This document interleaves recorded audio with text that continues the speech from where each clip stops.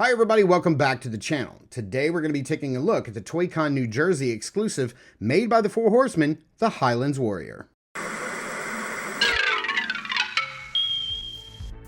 If Saturday morning cartoons fueled your imagination as a kid and powers your action figure collecting now as an adult, then you're in the right place.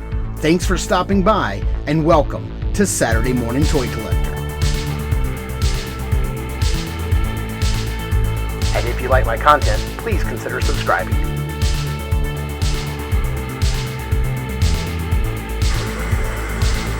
Over the past year, Articulated Empire has become your trusted online retailer. They carry all the latest lines like Mythic Legions, Valaverse, AWOC, Zesray Studios, and much, much more. They ship your items quickly and securely. You'll be quite happy with how Steve and his team follow through with their care and attention. Articulated Empire also offers free shipping over $75 and no tax except for Illinois residents. So head over to articulatedempire.com today and build your empire. All right, here we have a closer look at the front of the package. Boy, ToyConNJ, huge across the front of the package. Highlands Warrior right there. You can see the three heads included. Just about, you can see almost everything included. Got some artwork on this side. The write-up right there. In the early days of Mythic Legions, as Four Horsemen Studios worked hard to spread the word on their new line of fantasy figures, one of the toy shows that became a staple on the calendar was the ToyConNJ, run by the Terry Productions. ToyConNJ became a can't-miss event for many Legionnaires.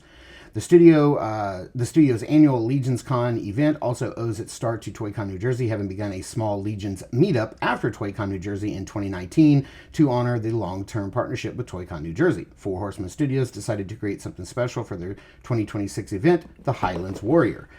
So instead of a write-up of the Highlands Warrior, we get a write-up on ToyConNJ. Beautiful photography by our good friend Trevor Williams, and then you can see everybody here on the bottom who had a hand in bringing this to life or a hand in the Four Horsemen Studios all together. So let's get this guy opened up and take a closer look at everything he comes with. Other than the two weapon gripping hands that are on him in the package, he does come with two clawing, grasping, grabbing hands. The cool thing is about the weapon holding hands on him in the package, this one is on a vertical hinge, this one is on a horizontal hinge, for those of you who care about that sort of thing. He does come with a shield, and he has two shield attachments, the more modern one, the gripping, and then the C-clamp. Use whichever one you prefer. He does come with this loincloth piece, which we've seen since, I believe, the very first wave of figures. He does come with one on him, but it is this this one here that Trevor Williams has referred to as wee ball bag, is what it covers right there. If you know, you know. I skipped over the shield after I mentioned the shield parts, but this is a beautiful, simple shield. I do love it. It does have the removable, what did we learn that this was called? A blaze or an, man, what is this? What is this called? The little thing on the inside of a shield? I forgot what it's called. But man, this is beautifully painted. It's got a nice wash on the inside. Beautiful paint on the outside. Very simple paint job, but very effective. Looks really good. Comes with two swords. This is the new one that we saw, I guess came with Otho version 2. Beautiful. I love the bronze and the brown and the silver, and then the green and the bronze together is just absolutely beautiful. It looks great. What a great sword. I absolutely love it. And then this is one of the new Dwarven swords. I think comes in the Dwarven Weapons Pack accessory set that just came out in the Rising Suns wave. You've got some bronze and green, little silver, like pearl or jewel right there. Nice little short sword. I do love this quite a lot. But there is no like little chain or anything to hang this from. So I guess you could just put it in one of the loops. And here we have one of the additional heads. This is the shorter beard Father Christmas head, jokingly referred to by some as the Eric Miller head, because without this very long beard, it does kind of look like Eric Miller. Nice little beautiful like blue blazes across the paint swaths across the face. It looks really nice. Very nice dry brushing gray in the beard there. Looks really cool. And then we have the Magnus head. Now, I believe this is the head. This is the only part of this figure that's exclusive to the ToyCon New Jersey version, is this particular Magnus head with the blue stripes across it and the blondish hair and beard. Does look really nice. Got blue eyes. This guy, kind of like some yellowish brown golden eyes. Here, I'll zoom in there so it lets you guys see that right there. Yeah, the eyes look really nice, very nicely painted. And then of course we have the head that's on him. So let's bring that guy out. And here he is, standing straight up and down right out of the package. And, you know, with the exception of this lower tabard skirt piece and this upper sash and the little pin right there, I believe these are the only 3 new parts. So just some new soft goods and a little brooch. Everything else is parts reuse.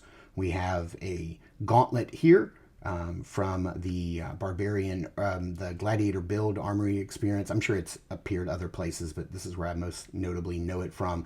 You can see we have a weapon strap here, this beautiful Sir Gideon Heavens Brand 2 belt with all the beautiful, I mean, just look at how nice the pouches are with the little wear underneath the button and the strap. It's just so good. Nice, beautiful airbrushing in the tones, in the shadows of the musculature.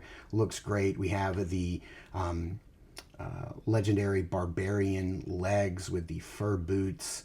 Just looks great. Wait, we didn't get fur boots on the legendary Barbarian, did we? No, those were like the pirate style boots, were they not? Yeah, these are the newer boots with the fur at the top and all the leather work and the straps. Man, it just looks great. Let's see if we are able to, can we kind of swap this out without having to take this full figure apart? We might be able to. I love that the colors sort of match. Yeah, we are. So like right here and here, I do like seeing that better out. You do have wires running down each side of these. Probably no wires up top. Can't imagine you would need them. No. And then we have seen this piece before. And then, of course, this beautiful head sculpt. Neck with the hinge, the disc hinge, and ball peg. But here is that head. We have some, is that bluish gray eyes, the blue paint across the face, and then the red, the orange, and then the yellow down in the beard. It just looks really nice. Looks really cool. The bandana, I mean, the ponytail is on a ball, or it's not, no, it's not a ball. It's a little keyed piece. So you can actually take that out if you wanted to.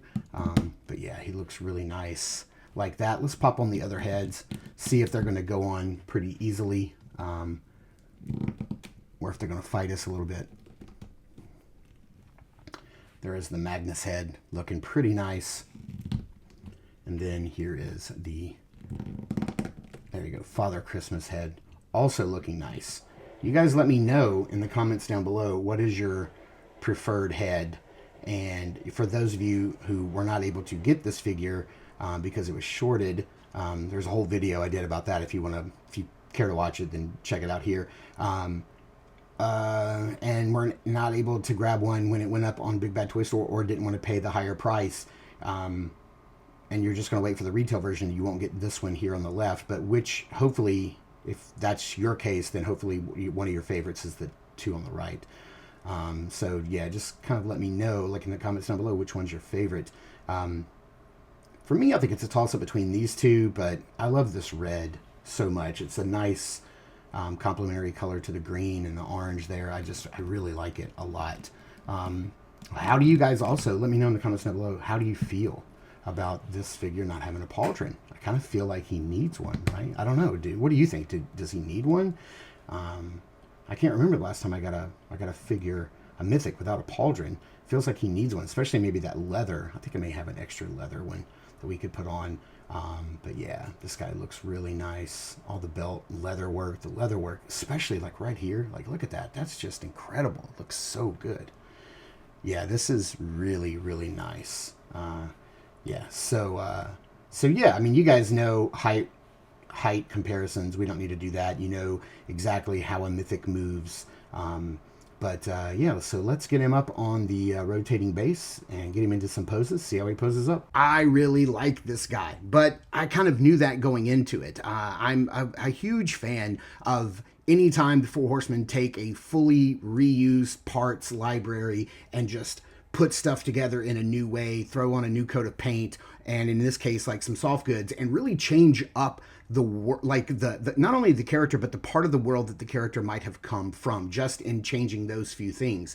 I don't know if this is a nod to the Scottish Highland Warriors in our own world, as so much as it might be more of a, is there a part of mythos that is considered the Highlands and this is where this warrior is from? I don't know if this is a real world inspiration or if it's still within the world of mythos. I kind of sometimes believe like the exclusives are outside of the canon of mythos, but whatever the case may be, new coat of paint, smart parts reuse, and, just throwing in some new soft goods by C. Jessamine, you got yourself a whole new figure from a whole new part of the world. This guy is fantastic. Let me know in the comments down below if you were able to get one and what do you think about it, or if you're waiting for the retail release, whether you wanted to or not, and whether or not you're going to pick him up then. Let me also know in the comments down below which head is your favorite. I'm really interested because I'm kind of torn between the Magnus and the Red Head. Don't really know which one to use. So be sure to check out our podcast called Across the Toyverse wherever you listen to podcast, and be sure to check us out over at Instagram at Saturday Morning Toy Collector. I am your Saturday Morning Toy Collector, Mark, and I'll see you guys in the toy aisles.